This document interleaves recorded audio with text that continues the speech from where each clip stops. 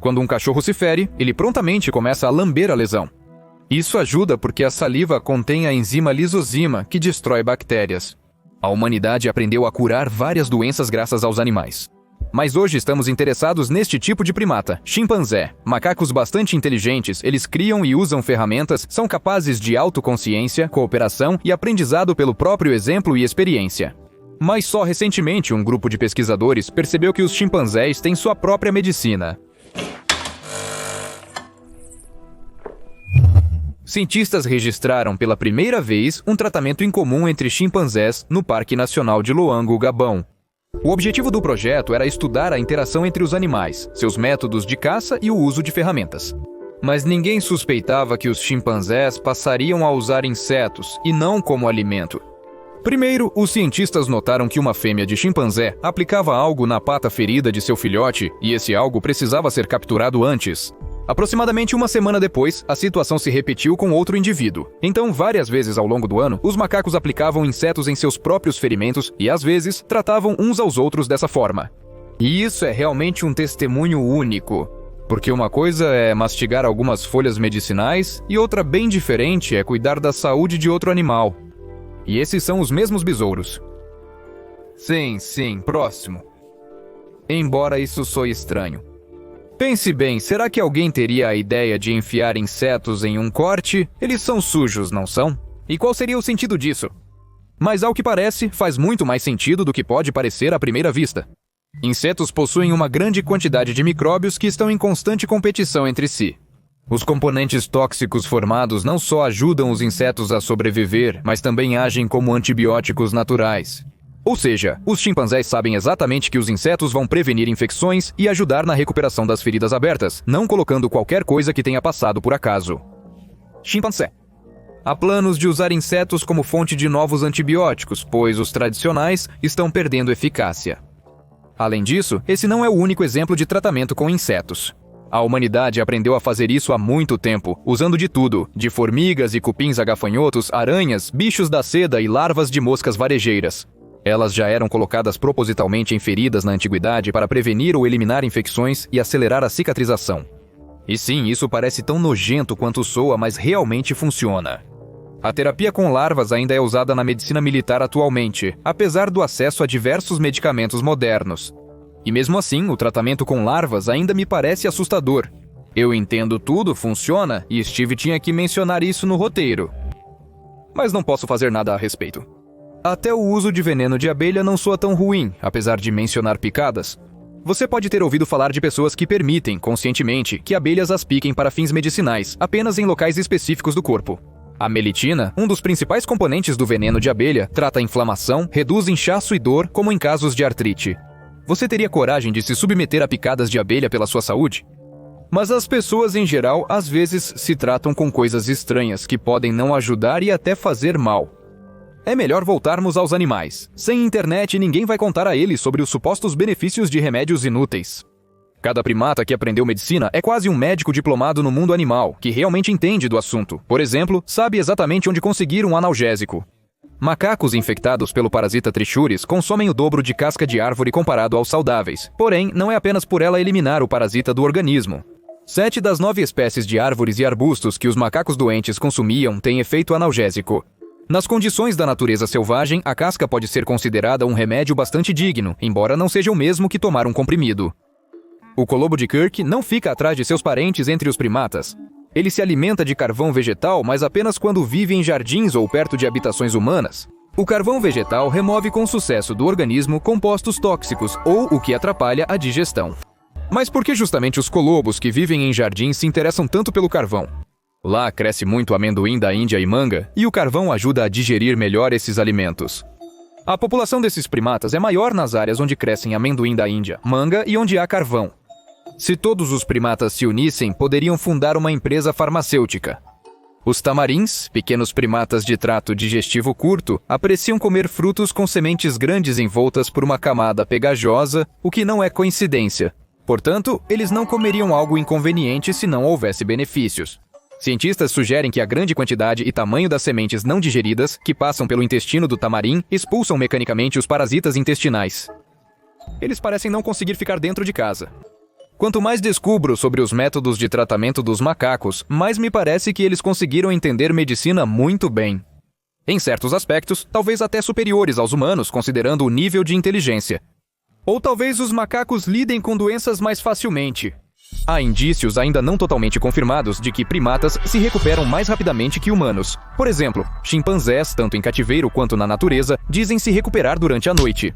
E as pessoas, se não forem o Wolverine, dificilmente podem se gabar de uma regeneração tão rápida. As razões para essa diferença são desconhecidas. Se você modificar geneticamente ratos adicionando um defeito humano, suas feridas cicatrizam mais lentamente. Começo a pensar que as pessoas são completas perdedoras nesse aspecto. Mas ao menos inventamos a prevenção de doenças. Que outro animal pensaria tão à frente para prevenir situações desagradáveis antecipadamente? Quer dizer, os macacos escovam os dentes, Steve. O que está escrito aqui, hein? Após comer, macacos adultos e jovens escovam os dentes.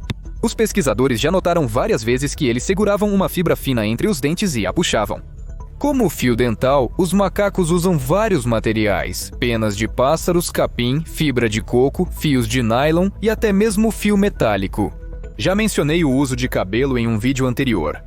E não se esqueça que muitos pratos no cardápio dos macacos, digamos assim, não são muito limpos: lama, muco, pelos, espinhos. Para remover o revestimento não comestível, os macacos lavam os alimentos em poças ou os embrulham em folhas e esfregam até ficarem limpos. Quem mais entre os animais se preocuparia com algo assim? Aliás, esses hábitos muitas vezes surgem espontaneamente e se espalham muito rápido. Os macacos japoneses lavam batata doce antes de comer, mas eles só começaram a fazer isso em 1953, quando a fêmea imo descobriu que a batata doce sem areia e terra era muito mais saborosa. Nada fica rangendo nos dentes e os problemas digestivos diminuem. Porém, os macacos prego foram além. Independente de onde vivem, os macacos se esfregam com várias substâncias de cheiro forte, como centopeias, formigas, limão e cebola. Você consegue imaginar esse cheiro? Talvez tenha algo a ver com interação social. Sabe, você cheira a cebola, eu cheiro a cebola, mano. Mas há outra teoria: aplicar no corpo substâncias de cheiro forte como prevenção contra parasitas. Os macacos prego pensaram nisso. Eles se besuntam onde conseguem e pedem ajuda aos amigos onde não conseguem. Interessante, isso pode ser considerado algo como uma massagem relaxante com óleos aromáticos. E aliás, já que estamos falando de relaxamento, as macacas japonesas que aprenderam a lavar batatas também sabem muito sobre relaxamento. Para aliviar o estresse, elas, assim como muitos, tomam banhos quentes. Macacos entram em fontes termais, que são como jacuzzis do mundo animal. Antes, pensava-se que eles usavam esses reservatórios só para se aquecer no inverno. Cientistas descobriram que banhos quentes reduzem hormônios do estresse em primatas, indicando que os macacos relaxam muito bem. Ah, só faltam as bebidas para eles, e aí vai ficar perfeito. Embora, na verdade, não há nada de bom nisso. Macacos podem consumir álcool e, como os humanos, podem desenvolver dependências, especialmente quando isso começa jovem ou está relacionado à hereditariedade. Assim como as pessoas, os macacos bebem muito em situações de estresse para lidar com elas. Você já viu um macaco bêbado? Bem, ela parece um pouco instável. Tudo bem, ela só caiu? Ah não, não caiu? Ah não, na verdade caiu sim.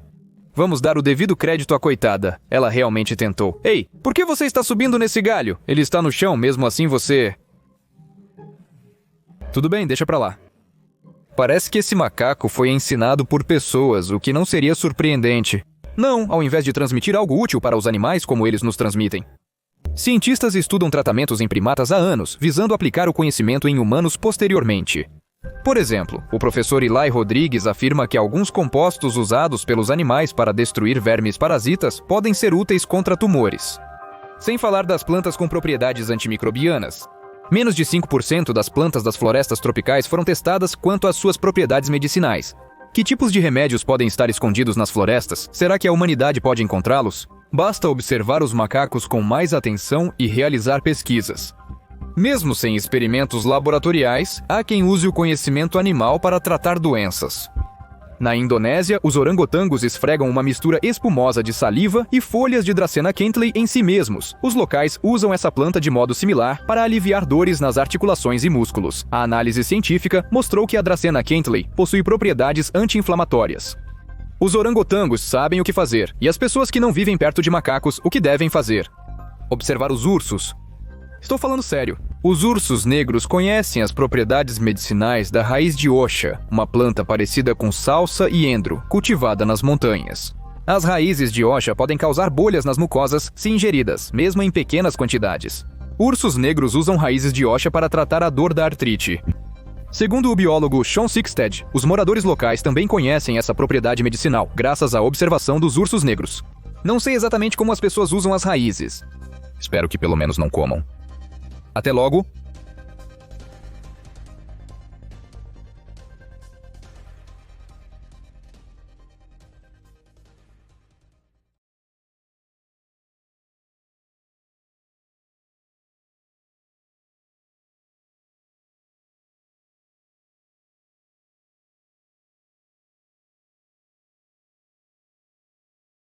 Eu criei as legendas.